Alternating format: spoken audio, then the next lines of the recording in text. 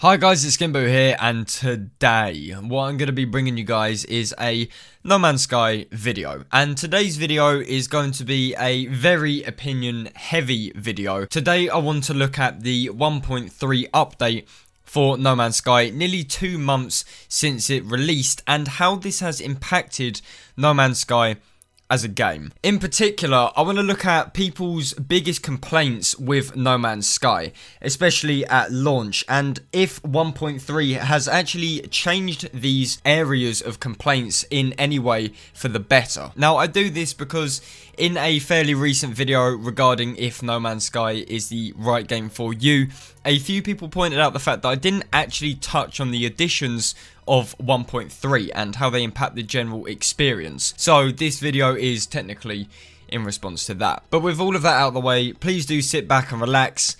Let's get started. Now I want to start off with quite possibly the biggest gripe with No Man's Sky at launch, and this was the lack of unique things to discover. Now I've covered this in a few videos before. I've spoken about the limited procedural generation and generally how exploring can get quite old, but I do want to touch on how 1.3 has actually made this different. But if we start at the very beginning, ever since the Foundation update all the way back in 2016, Hello Games has always focused on improving the procedural generation of planets to make the game feel less samey. Compared to 1.0, there have been significant changes in what you discover on planets, especially recently with 1.3. The Atlas Rises update added in completely new biomes like true desert planets and strange broken planets that feature sci-fi looking props that have never been seen before in No Man's Sky. Now this opens up doors for much more varied exploration, as now you can wander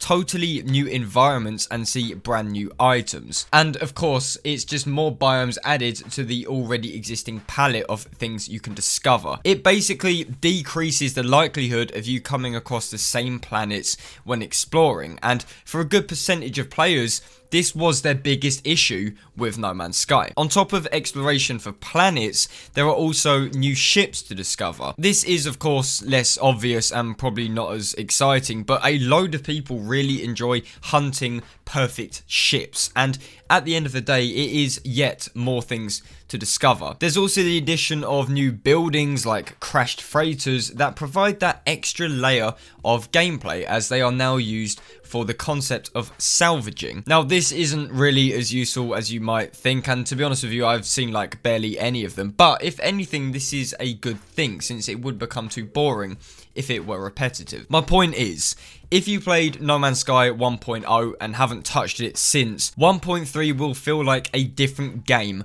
because of the improved variation and general polish of exploring. It isn't perfect, and I need to make it clear that it is not perfect, and it's definitely not on the same levels as it was advertised pre-release, but it's still good enough to entertain you for a decent amount of hours. Now the next thing which I want to talk about is the issue with No Man's Sky feeling pointless and empty, like there isn't really a purpose to you playing the game. This was by far the biggest issue that plagued not only the game's release, but the game's hype. What is it you do in the game? And to be honest, when you do stop and think about what you're doing and why you're doing it, it is kind of an existential crisis. Now this is of course lesser so because of 1.3, and I'll touch on this in a second, but I do want to say that there are still some times where this is the case. However, I do feel like this is actually a good thing. The futility of No Man's Sky is something a lot of people enjoy and a lot of people rate and use it as a selling point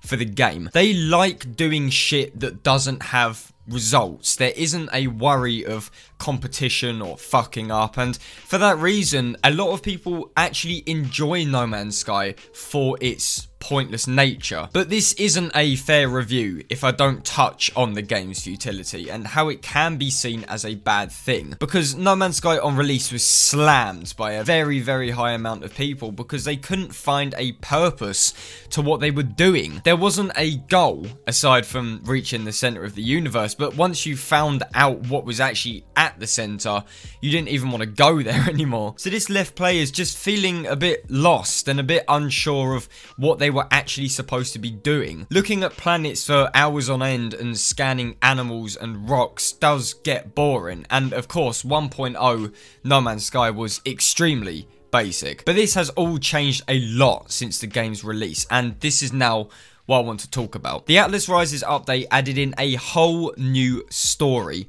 with over 30 hours of content. Now, in my honest opinion, I don't really rate stories in video games in general. I don't get too excited by them. Generally speaking, I don't follow them, and if it's a cutscene, I'll often just skip it. The gameplay is really what gets me going. So for No Man's Sky, I've barely touched the new story, but I do know that it introduces the long speculated fourth race, working portals, and a driven narrative with loads and loads of background story and lore that players can explore without needing to go to wikis or external sources. There is also the addition of procedural generated side quests, which can be picked up from space stations. Now these are technically endless and involve all kinds of tasks which reward the player and provide a constant goal that they can work towards. This all comes together to give No Man's Sky more of a purpose. Instead of just being an empty universe like 1.0,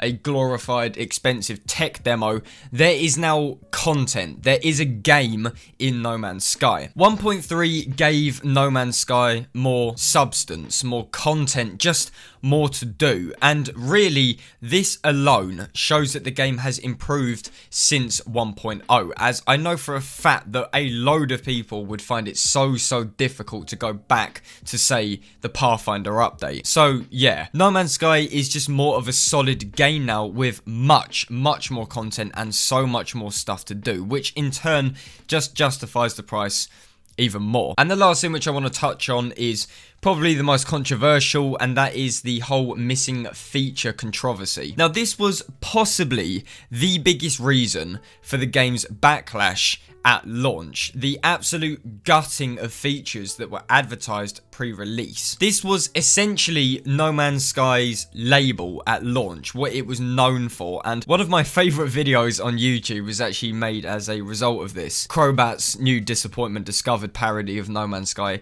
advertisements, and especially the Little Lies part of the Fleetwood Mac song is really good. It's fucking good, check it out. But for a while, No Man's Sky was the shining example of why not to pre-order games. Essentially, it was, at launch, an unfinished mess of bugs and glitches and missing features, all sold for the price of a AAA game. And this, up until only recently, played the image of No Man's Sky. Since 1.1, however, Hello Games have been working to add features that were shown off pre-release in an attempt to bring the game closer to what was advertised. It is bad, I know, and it is scummy because they're adding shit after the game came out and after people paid for it. I completely understand that, but they are trying. They are trying to amend their mistakes, and unlike a lot of devs that would have run off with the money, gone into hiding, made a new studio, literally went into like the witness protection program or something like that, Hello Games are sticking by their mistakes, as you will, and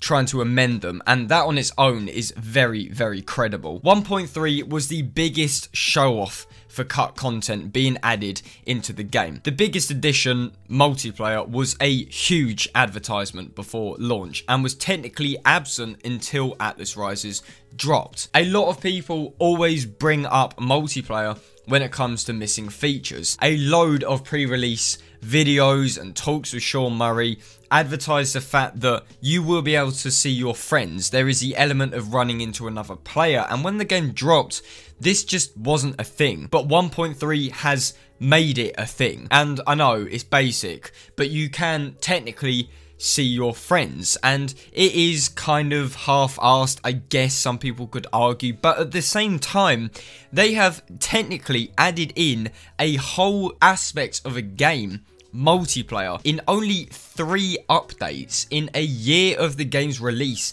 they have added in multiplayer. For a studio to have this much dedication to a game which a lot of people consider to be the absolute epitome of shit, it really does just show how much they care, and this on its own I think is a selling point for No Man's Sky. Hello Games are a wonderful team, but there are also other additions that 1.3 added, like true desert biomes, different ship handling, multi-tool and ship classes, portals, a full-blown fucking story, and other minor additions. So yeah, the game is getting there, but the big daddy of all features, multiplayer, the big fat one, the big fat slap in the face when people didn't realise it was in the game, has now been achieved. So other smaller cut features like sand dune planets are 100% possible, considering how Hello Games could implement a fat ass feature like multiplayer in only 3 updates. There is still a way to go, and yes, there still aren't massive sandworms and huge space battles, planetary rotation, things like that, but they are definitely possible and highly likely to be added in the game somewhere down the line. So to conclude, 1.3 has given No Man's Sky a breath of fresh air that was much needed. 1.1 and 1.2 were good additions to the game and pleased the already existing fan base, but I don't think necessarily they were enough to bring back some lost players. A lot of people still did not forgive Hello Games and Sean Murray, even with the 2-3 updates, but 1.3 has done the opposite. A shit ton of ex-No Man's Sky players have returned to the game, and for once, the Steam reviews are actually positive. So, in my opinion, as a No Man's Sky content creator and an avid fan of the game, I would 100% say that 1.3 has made No Man's Sky a better game. So that is just about all I have to say on the matter. Thank you very much for taking the time out of your day to watch this video. If you did enjoy it, then please do feel free to show your support on it by dropping a like and maybe even subscribing to MZK. And as always, I will see you guys on my next video. This is SkintBoot, signing out.